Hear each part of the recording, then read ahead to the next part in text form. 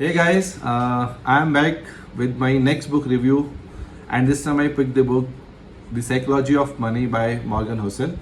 And today I have one of my friend, Mr. Saurabha Pandey with me, who has joined me to deep dive into this book, and together we're gonna discuss this book. So let me introduce you to you. Hi Saurabha. Hello, Romil. Okay, so without waiting further, let me ask you. I mean, I know that you were reading this book for a while, and in between when we were discussing, I got to know that you like this book as well. But I would like to know, like how did you pick this book and why did you pick this book? So, as every individual wants to make money, and to make money, you have to invest. So when I was talking to you last time, you recommended that if you're planning to understand investment more deeply, first change your perspective and read this book. So that was the triggering point, and I thought that let's start and try to see that like what is exactly written in this book. So that was the core reason. Awesome. Even actually, it was been recommended to me as well by one of my friend. That time I was reading a book, Atomic Habits by James Clear, and that time one of my friends just said, if you're gonna pick this book, it's gonna be mind-boggling. It has lots of insights. Your perspective may change, by the way, and that is how even I picked this book, and that is how my journey started with this book. And I really liked. I mean, there are lots of insights. There are lots of, I would say, key takeaways from this book as well. Almost this book is having around 19 stories, 19 chapters, and each chapter is having almost one story, and each chapter is also having a one key takeaway, I would say, and it's been linked to that story also. So very beautifully written. Once you start, you would not be able to get rid of it in between. You would continue in a pace itself. So I would just say about the author that the way he has written this book, it is really commendable the way he has written the book also. So thanks for sharing about that. So as you have already, I believe that you have already completed this book, right? So if I ask you one thing, like just one thing that you like the most in this in the book. Yes, so one-liner, if you ask me to respond on that, I would say that have less ego and be more wealthy. So what it means is, when I say that have a less ego and be more wealthy, is that sometimes what happens, like that's what I learned during reading this book, Uh-huh. that the difference between rich and wealthy. So Correct, when we right. become rich, we start spending, right? And why we Correct. spend? We just to satisfy our egos.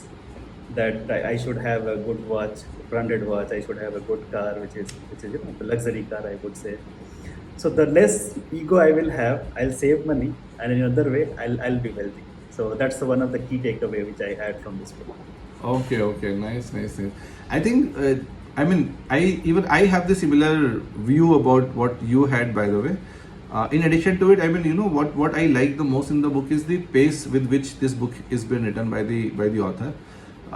He started with few examples, how exactly people invest their money, what their thought process is, what they see, how they get influenced by others, what they understand from money also, what the meaning of money in their life. So few of the things which I liked in this book is, once you complete this book, you actually understand the meaning of the money also, right? You understand how exactly money should be spent, what exactly, as you mentioned as well, like in terms of what's the meaning of wealthy and rich. I mean, personally speaking, I learned it after reading this book, what's the meaning of wealthy and rich. I was not knowing it, at least the way author has mentioned, I did not know about it. I mean, for me, it was somebody, I mean, it was like a person who is having a money would be a rich and wealthy as well. I was not knowing what exactly the difference between a rich and the wealthy also, right? So I really liked all those, insights from this book, the examples the author has given, and the pace with which author has written this book. It is really commendable. So that's the one of the thing which I liked about this book for sure. And I'll also add on the point, right? I think you and me both are traveling in the same boat because for me also wealthy and richness seems to be a synonyms of each other. So I was not aware of that there could be a difference. But the way Arthur told that, right, that if you are spending money, so it means you are having little less money. You are little less. Less wealthy, correct. Yeah. Yeah. So he has really the way he has articulated these two things is really great. So I also agree with the point. Correct. No, that is absolutely true. And you rightly mentioned, the more you spend the money, the less wealthy you would become. That's a very good point. You would be more rich, but you'll be less wealthy. Right, absolutely. So I just want to ask. You already responded in your just previous, but still I just wanted to. If any other key takeaways which you want to highlight for the reader, for the viewers who is must be seeing this talk. So which one you would prefer to mention here? Yeah, actually, as I briefly mentioned, just when we started the discussion also. So not just one, there are few, not even few, almost, as I mentioned, like there are almost each chapter is having few key takeaways, and those have been linked to the examples also what author has given. But for me, I see 4 or 5 lessons what I learned out of this book. The one thing which most of the time almost every one of us think that money can buy us the happiness, right? It might bring the happiness to us, right? And most of the time people want to become wealthier so that they can be more happier, but I think this happiness is a very subjective and very complicated subject. It differs from person to person. Every person is having its own definition of being happy, correct? Right. But if you see the common denominator that is observed in the happiness is that people want to control their lives. They want to have freedom in their lives, and that's why they wanted to be happy as well. So if I tell you just one thing, the one intrinsic value of money, what I understood from this book, and even I realized that is its ability to give us control over our time. That means it gives us more freedom, and that is the highest dividend that money can pay, right? So if you start understanding money from that perspective, rather than thinking that money can buy you happiness, but if you link that happiness with what kind of happiness it gives you a freedom, and that's how you become more happier because of that reason, correct? And if we start thinking money, kind of a tool that would be a kind of intangible way of happiness that gives us power to control our time and utilize this time in much bigger purposes and the values, like spending time with our family, spending time with our kids, right? And being with our friends also, and being part of something that is much bigger than ourselves, right? Much bigger purpose. If we start utilizing that time, that is what money can help us in buying, correct? Yeah. So one of the key learning for me was how exactly money could subject to the happiness, right? In addition to it, what I learned from this book, like we discussed just few minutes back also regarding being wealthy, difference between being wealthy and being rich, correct? And if you see the main difference between being wealthy and being rich is that richness is nothing but a current income, whereas if you see wealth is nothing but a income that is not spent, right? So whenever we buy something, whenever we buy some fancy stuff, it's nothing but we are showcasing our richness. Right. But wealthy, Basically, we are satisfying our ego, right? correct, exactly. And I was about to come to that point also. That's my next point. And as you brought up, maybe I can just jump onto that as well. Rather than being we should understand how should we be we should have a humility, right? Rather than having our ego. And most of the time our ego has been driven by how we showcase ourselves in front of our friends, society and everything, right? Rather than having the humility, we always have that ego to showcase. So if we need to really learn something from this book is have the humility and let go your ego. That would be one of the learning even I do have from this book. And then coming back to the point of being wealthy and richness, right? So I was just saying the wealthiness is nothing but the amount that is being hidden in your accounts, in your, which is not being shown to the people, correct? And richness is nothing but the money you spend. When people just you buy a car, you buy a fancy thing, you spend something, right? And that is the richness. But most of the time we don't understand the meaning of being wealthy and being richness. So this book tells you what's the difference between these two, whether and what you should become, by the way, right? So that is another learning I learned from this book. One more, when I was just going through this book, one of the very important point what author mentioned as well regarding the moving your goalpost. Most of the time our desires changes. We get carried away by the societies, by our friends, and we keep on changing our goalposts. And if you see, our happiness is also linked with that goalpost. The reason being is, if we keep changing our goalposts, we will keep on running behind that. We will never be happy. We will not get even sleep because of that reason, right? So first and foremost point what even author mentioned is fix your goalposts, right? It should change, but it should not change, every other day, right? Maybe it may change after 5 years, 10 years. Make those kinds of plan that could at least stay back for at least 5 years, 10 years, right? It should not be keep on changing. Otherwise, you would not be happy. You would not be able to, achieve those goals as well. Correct. So that is one of the things which I learned, and I think a few of the examples which I believe author has given. You have already read about Rajat Gupta, and there was a guy Pandey Madoff, right? If you and even in Indian context, if you see an example of Subrato Roy Sahara, right? These people were chasing the money. Even the Kingfisher guy Vijay Mallya, he was also chasing the money. They were never been happy whatever they have achieved, right?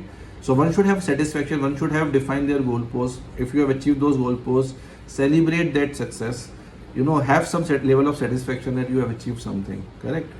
So these are the few things which I learned from this book, for sure. And maybe how about you? I mean, if you have anything in your mind which you think would be your key takeaways from this book. Yes. So another important aspect which generally in our lives we typically recall them also, the luck and risk. Correct. Yeah. So not only in investment, in every aspects of our life, both the things are equally important. Correct. Author Absolutely. has rightly mentioned that both are siblings actually. So luck and risk are the siblings. So and They are doppelgangers. Right. Correct. So author has mentioned the story about Bill Gates. Correct. Yeah. That where he was saying that when he was in his high school, I think at the age of 13, he got a chance to see the computer or to work on the computer. Correct. And it was the time when I think in 1 million only one person had the access. Correct. So he was lucky enough to get exposed to the technology, which we all are. Now we accept Correct. that that's the today's reality. It's Correct. no more future. It's a reality which is Correct. And lucky enough to be 1 in million, by the way. Right. That is a very high, very low probability in itself. Yeah. Correct. And second, when it comes to the risk, there is one sad story also mentioned here. One of his friend, he was also very good in Kent computers. Evans, yeah. Yes. Hmm. He was very good. He was a part of the team who, along with the Bill Gates and Pandey. He was very much put into the programming. Correct. I think one of his during his vacations he plans to go to the mountain, and because Correct, of some mountain. accidents he Yeah. could not survive and he died there. So imagine if the luck would have favored him. In that case, maybe we could have been the third founder of the Microsoft. Correct. Along with Bill Gates and Pandey. Right. So luck and risk both are equal. It's in investment also. I think when we were discussing earlier, right, you mentioned that about the Berkshire Hathaway founder.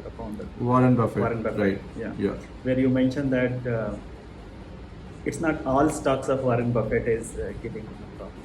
Correct. It's just that around hardly it will be 20%, 25% stocks, which is actually giving him a profit. Remaining More than 80% 80%, are correct. 75% are not profitable. Correct. So basically he took the risk. Now he's reaping on those risks, right? Correct. So both things are important. It's not just that if you start taking the risk, you'll become wealthy or richer. It's Correct. not going to happen. both should go hand in hand. You should be lucky enough also, because if Correct, you're taking a risk and your luck is not in your favor, you're not going to succeed. So both the things are equally important. That also, Correct. you know. No, I absolutely agree with you on this point, Saurabha. And that, I mean, you just mentioned about this Warren Buffett thing, right? Like if you see, and you rightly mentioned, almost 80% of his returns coming from 20% of this stock he held, he holds, at this moment. So rest 80% are not profitable. Correct. And if you apply this Pareto chart in your real life, and it is applicable in almost everywhere, everything, that 80% of the return comes from the 20% of the things, or maybe 80% of the work is being done by 20% of the people. In general, when we talk about in our teams also, right? So that is how it works, right? And that is a very good point. Even when you were talking, I just, it just tried to be one more point which I read in the book as well, like, in terms of what should be the strategy of investment as well, like we should keep our strategy, maybe we should keep certain time horizons in our mind when we are investing. It should not be, keep on changing a month, per month basis, getting influenced by what other investors are doing, getting influenced by what our friends are doing, because we all are different, by the way. Your strategy could be different than my strategy. Your goals could be different than my goals. Your way of seeing the things could be different than my way of seeing the things also, right? And your way of earning as well could be different than my way of earning also. So everybody thinks in a different way. So if rather than getting influenced by what other people are doing, if we make our own strategy around the financial planning and have some time horizons in our mind, maybe keeping it for, let's say, I'm not saying you should keep it for 10 years, 15 years, 20 years, but maybe at least more than a year, maybe 1 year, 3 year or 5 year kind of plan, and just keep your money over there, because as compounding plays a very, very big role over here, right? So as you keep your money for more years, your money would compound, it would multifold as well, right? So that is one of the learning again from this book, how exactly we should invest. We should not get carried away with short term, I would say issues or short term problems that comes by the way, right? We should have a long term plans at least to that horizon where we can at least keep that money floating, and it should give us a very good return out of it. I remember here author has mentioned about I think Jim Simmons was another person, and Warren Buffett. So the difference, what you mentioned, that the difference was that the time horizon. So right. Warren Buffett has started the investment. I think most of us are already aware of that. 10 years. Oh, 13. Okay. 13. And that's what the advantage he got. So it's not like that the all stocks which he brought during that time was the profitable. It's just that the compounding factor which applied on those stocks, that multifolds, right? Yes. It that has given him edge. But at the contrary, Jim Simmons, he was also he was very good in investment. He was also having a lot of, he was wealthy actually. But the only constraint or the difference what he has is he was not having that time horizon. He started late. Correct. So time horizon plays a very big. So it is for all of us. Like even the recommendation would be, even we started. I think you started a little early, but if you ask me, that I started a little late. But it is good. Like all our nearbys, we should recommend people start saving, start investing. Even a small investment would also help them to grow and to be wealthy. Wealthy, right? And now we have a lending, by the way. It's not like we don't have a lending. I mean, we know we should have started early. Maybe our next generation will make sure they start much sooner than us, for sure. Right. So like if we are considering our kids, in that case it will be good if they could start around 10. So maybe the birthday gifts or anything we are giving, we should start offering them in the form of stocks. So rather than giving them some things which may get varies after a period of time, it would be better to develop a habit within our society. That hey, so suppose I'm going in a birthday party. At this time, instead of buying some clothes or giving something to the kid, that's a very I good would point. prefer to give to the stocks to that person. So by that way, so there are two things we are doing. Whatever we are giving, that is not going to perish. It will always have a value, and that too there is a possibility to increase. Correct. Absolutely. Second thing is that it will change the mindset of the people. because social change is very important. Why Right, we right, right. we too have not started early? Because we do not have that ecosystem around Ecosystem. us. Correct. Once we'll build the ecosystem by starting these habits, I think it is going to change the Correct. way the future generations is going to invest. So that is Correct, really correct, important aspect correct. which I could No, say. I completely agree with your point, and I think we all learn about investment, about stocks, bonds, market at a very later stage, right? If we even though at the very early stage of our next generation, if we couldn't able to at least buy a stock to them, at least we should let them know about the investment strategies, right? How to save the money, how to invest the money as well. So that is very important for them to understand, so that when they grow up, right, when they would be at this stage, when they start, when they want to invest, when they would be having money, I would say, they would be knowing how to save the money, how to invest the money in a right way, correct?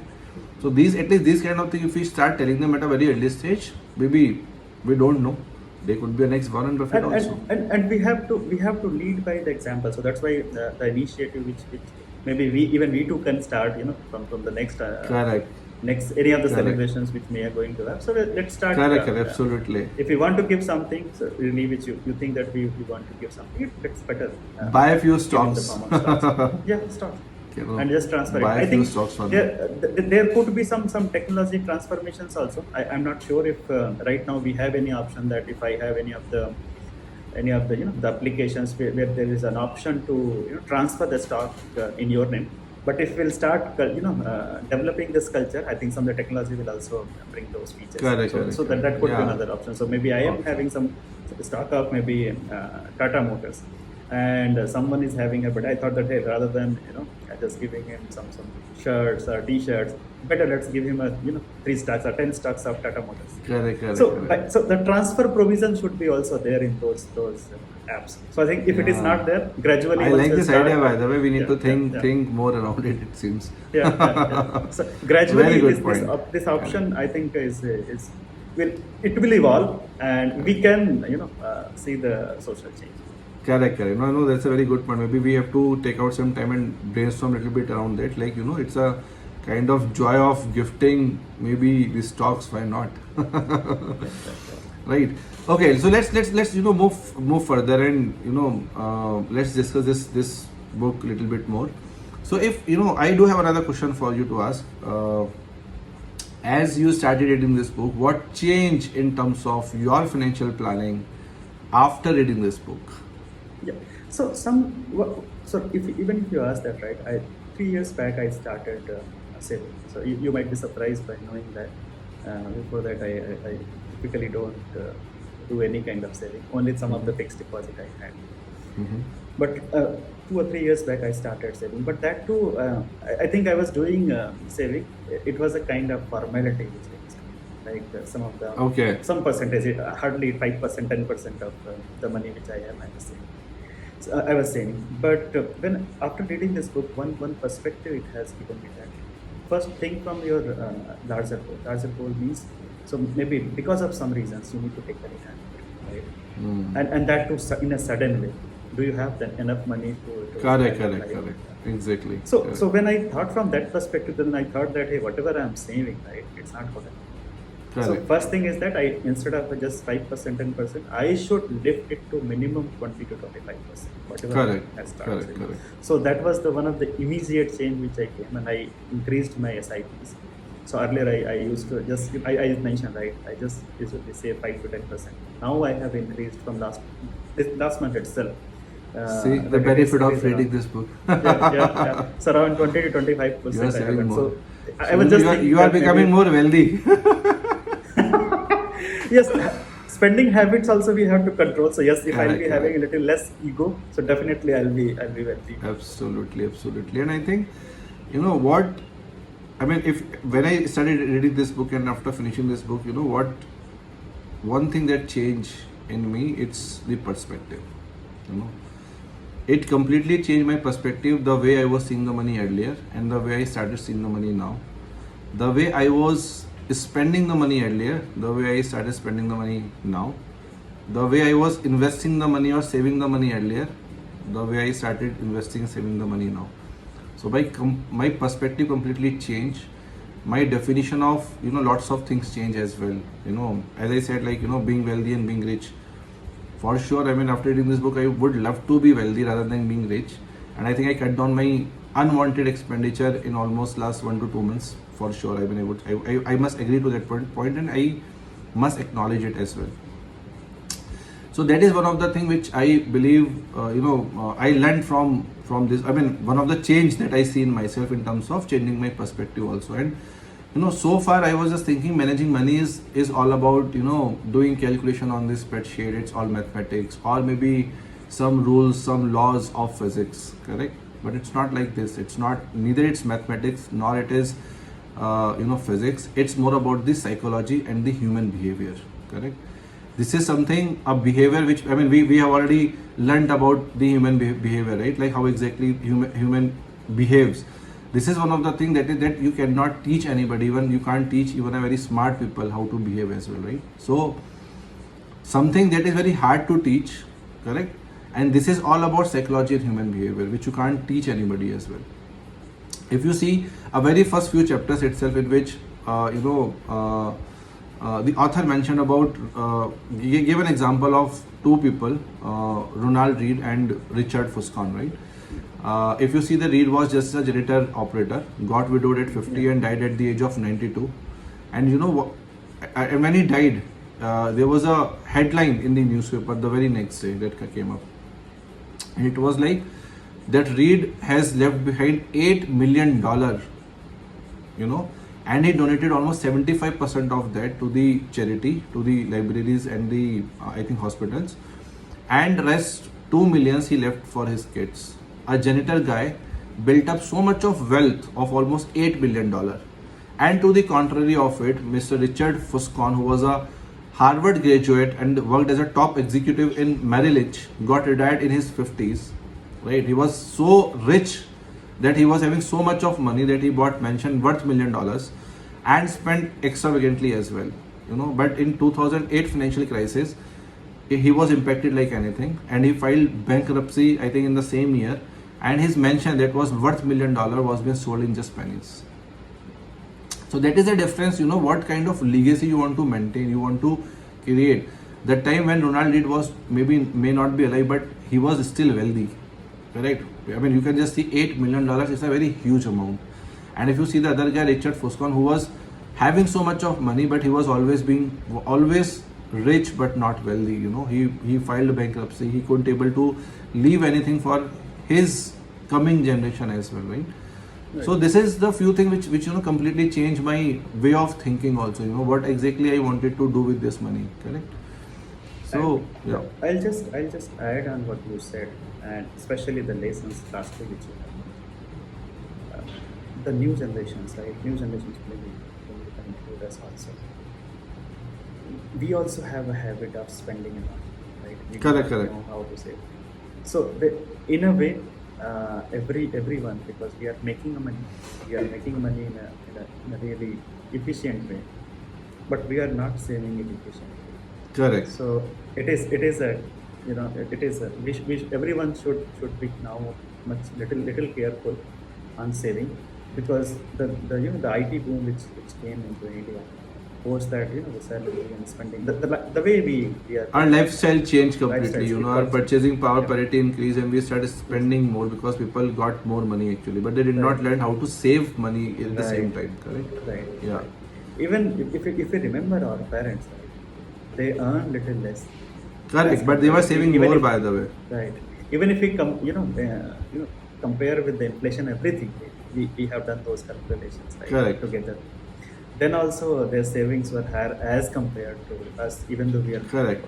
So that If is you just something think we about the should- percentage, I mean, you rightly mentioned, if you see the percentage, their percentage of saving Yeah. were more than what percentage of saving we have. Though we have much higher salary than them, but our percentage of saving is much lesser than them actually. And very, very, very good point. I mean, very good insight as well. So that is what we wanted to tell to everyone, who would be listening to us. That whatever the age you are at this moment, go ahead and start thinking about your investment strategy. Make your plans, do investment right away if you are not doing, because compounding has a very, very, it's a very powerful mechanism through which you can multiply your income, your money. So and you have to decide whether you wanted to be rich or you wanted to be wealthy as well. So think through that. But let's at the same time, let's move forward to further discuss around this book. Maybe I have could be a last question for you, but I would just love to hear your view on that as well. So just tell me what one incident from this book which could change readers' perspective on investing. Anything So you have that's in what your I- mind which you so think the- you would like to Yes. share? Yeah. Yeah. So the very first thing when we started this discussion, right, I mentioned the less ego and the more wealthy you will. So first thing when I say that the less ego means you start having control on your spending. Whatever is necessary, Correct. whatever is needed, just spend money on those things. What you think that is really not important, it is good to avoid. I would not say that avoid every time, but it is good to avoid to a certain extent. So that is Correct. what recommendations I would be giving to the viewers. Correct. I know. I think that is a very, very fair point. And we also mentioned, like wherever it's necessary, spend accordingly rather than just, spending and not saving. It's not a good idea. If you really wanted to, multiply your money, better to invest more or better to save more. And there are ways, by the way, through which you can save more as well. And we are just not saying, you should not be spending, but spend as and when required, as and when you think it is required. I think you mentioned one very good point last time, when we were briefly, discussing this book as well, that how exactly we should buy the things also, maybe, right? If in case you have those points, why not to share it with our audience as well? Yeah. So first thing is that so one of my senior in my family has told me this, that when you are buying something, ask few of the questions. So first question you should ask that why you need this, and if you have a Correct. satisfactory answer, then you ask a follow-up question that can you not survive without this? If the answer is yes, go ahead and buy it. If the answer is no, stop that. So I know that practically it might not be possible in all of the cases, but if you really But want just to ask avoid question. something, yeah, ask At least questions. ask this because- question, right? Yeah, Ask this yeah. question and then see Ask this- what the answer you get, So at least you'll be knowing that whether Correct. you are doing a right purchase Correct. or you are just Purchasing. buying something. Correct. I absolutely Yeah, agree. yeah, Correct. yeah, Correct. yeah. Okay, so seeing the time again, we have to wrap up this discussion sooner as well. So how about if we do a very quick rapid fire round with you, Saurabha? Are you ready Yeah, so for but it? I'm ready, but it's just that I'll also do few of them with you. Is it Okay. okay? Okay, sure. I would try to answer as much as I can. So let me ask you, and I think most of the things we already discussed during our discussion as well. So if I ask you, what would you choose, being wealthy or being rich? Wealthy. Okay. And you know the reason, right? We have already discussed it. Correct. Great detail. That's why I'm not going into the details again, but I know you would be choosing wealthy. Being reasonable or being rational? Reasonable. Because if you are saying that reasonable means it is based on experiences and Correct. the current situation, the thought process which I have. Correct. When I'm saying that being rational, it means that some of the facts, forecasted data, which might be true, might not be true. Right? Absolutely right. So And I think- would prefer to go with the reasonable. Okay. And my answer would be, like I would prefer to have mix of both. I would Oh. love to do the calculation, have the spreadsheet available with me, get some data, but I'll mix that with my gut feeling, my experience, and then decide accordingly. So I would be rational in terms of getting the information, but be reasonable in terms of deciding the final decision. So I would love to have a mix of both to make the decisions for myself. And I love your idea because that's a humanistic perspective, right? If I'm Correct, just correct. trying to be rational, in that case, I'm just relying on the data which has been provided. Correct. But you are mixing both means you have the right information. Now you're putting your humanistic perspective and trying Correct. to do the next. So that's a good one. Good one. Absolutely right. Okay, so next one. Luck or risk or both plays in life? Yeah. So if you ask me personally, I have faced both.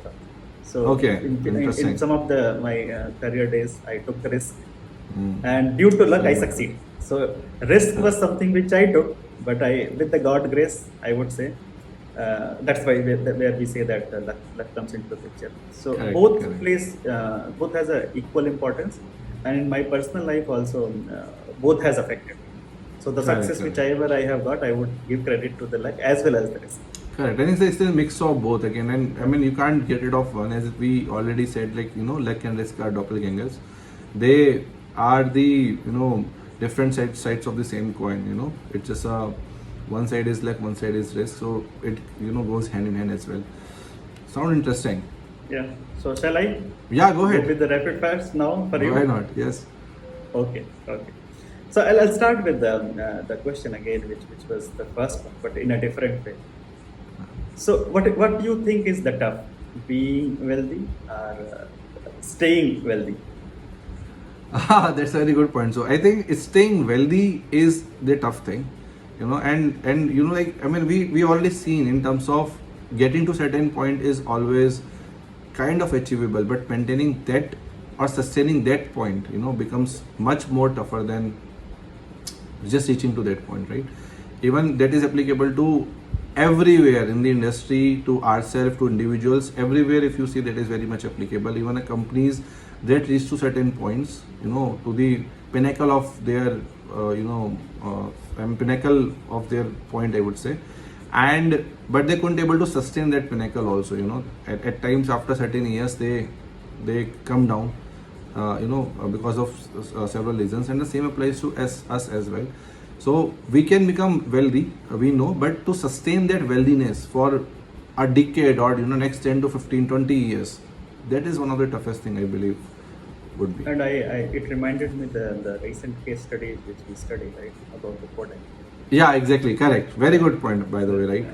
So even like if you see like the Kodak, almost a century old company, couldn't even able to sustain the success as such. They were at the pinnacle of their whatever they were into, Yeah, but yeah. they couldn't able to sustain that for a long, because they were not flexible. They couldn't able to change. They couldn't able to gauge. They couldn't able to see. They were not having the foresightedness, the vision, by the way. So I agree to your point completely. So staying wealthy would be the toughest thing, I would say. Okay. Okay. So next one. So when it comes to the long-term plan, whether it is easy to do or it's hard.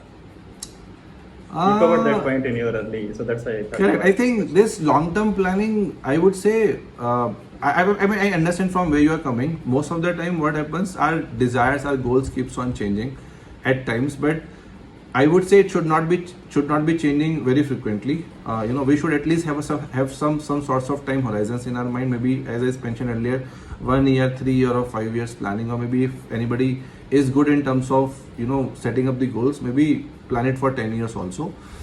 But at the end of the day, we should avoid the extreme ends of the financial planning also, right? We should not be planning for 20 years, 25 years, what would we be, right? Because we don't know what would come to next, right? So have those things in mind for sure. Your eyes should be set to your North Star, or maybe 20, 25 years of what exactly you wanted to achieve. But dissect it into small chunks, maybe 1 year, 3 year, 5 years, or 10 years of planning, and then accordingly plan for it, right? So that's one thing I would just say, because on all these things you see, the endurance is the key, and we should have a strategy to balance at every point in our life to encourage endurance and avoid any future regret also, correct? And another point I would just say in terms of long-term planning would be, we should accept the fact that we will change, correct? And we'll keep on changing as well. So we need to be more agile. Should not be more adamant in terms of making any financial decisions. We should be that much flexible. If in case anything happens, we should change our course immediately, be adaptive, and move further. So to you it looks easy or it's hard? So what I understand. I mean, I would looks say easy. no, it's not. I mean, planning is not easy, by the way. That's what I'm just saying. It is not easy as such, because you need to be more.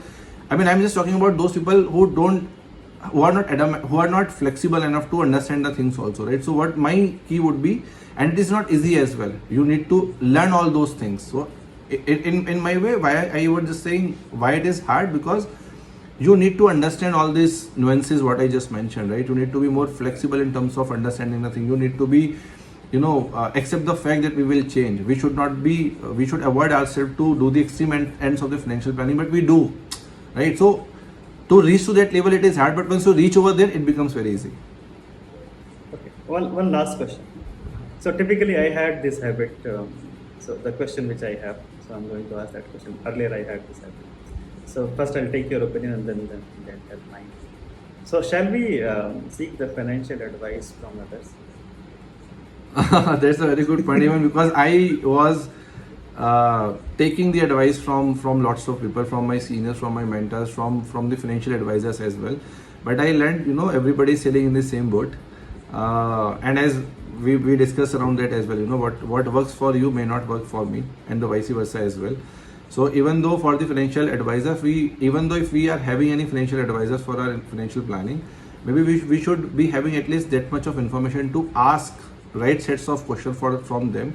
It should not be, like the financial advisors are advising you just for the sake of, not even for the sake of just making the money.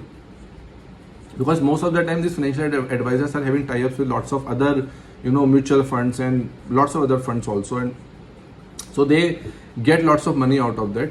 So if we are asking right sets of questions and have our goals in our mind, what exactly we need to achieve in every stage of our life, and in what way we should spend that money, we can surely go reach out to them to ask, okay, I need this much of money, where you are investing. Then they would help us in understanding, okay, these are 3 or 4 funds which are giving you XYZ return. Maybe you choose what you think, and then you at least do little bit of R&D from your end, and then accordingly see whether the financial advisor, whomsoever you have hired, is advising correctly or not, right? So taking advice is good, but just bluntly following somebody, I would say completely no.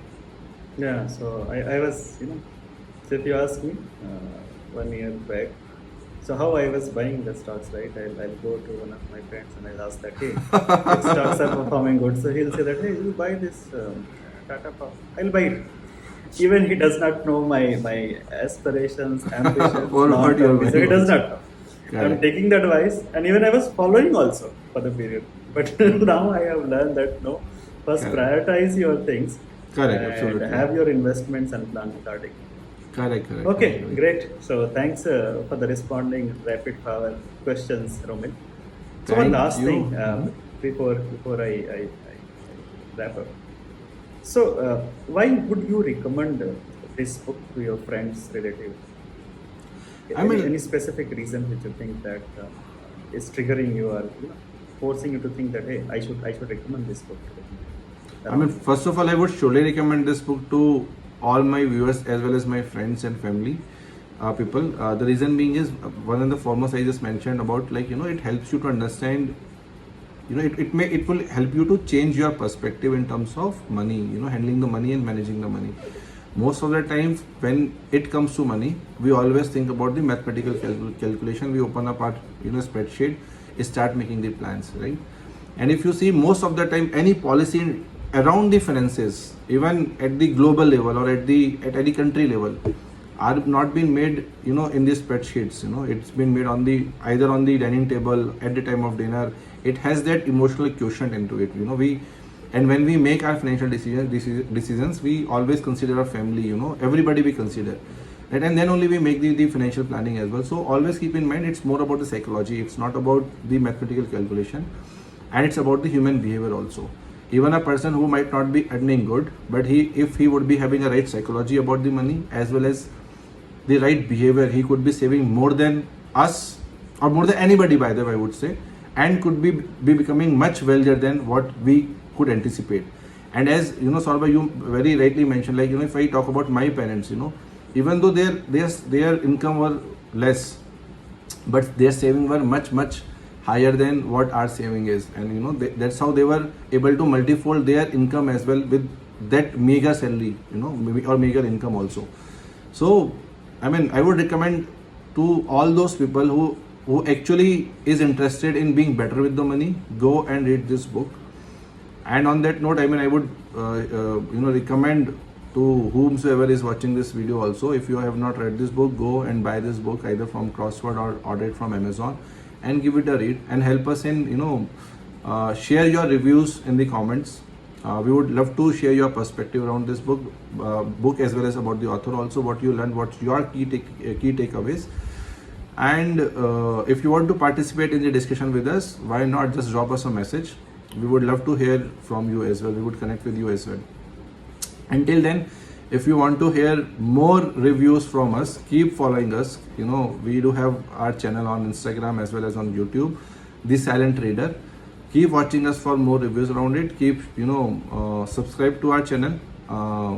We would love to, share more books review with you all. So on that note, thank you so much, Saurabha. I think that was very fantastic discussion we had today. We deep dived into the book. We, understand the author. We understand this book as well. So thanks for your time. Maybe we'll connect again for another book another day. Until then, thank you so much, guys. Keep watching us. Good night. Thank you, Romil. Thank you. And thank you so much for such a great initiative. It is going to help everyone who's watching, who's reading the books. So thank you once again. Thank you. Thank you, guys. Thanks. Thank you. Bye.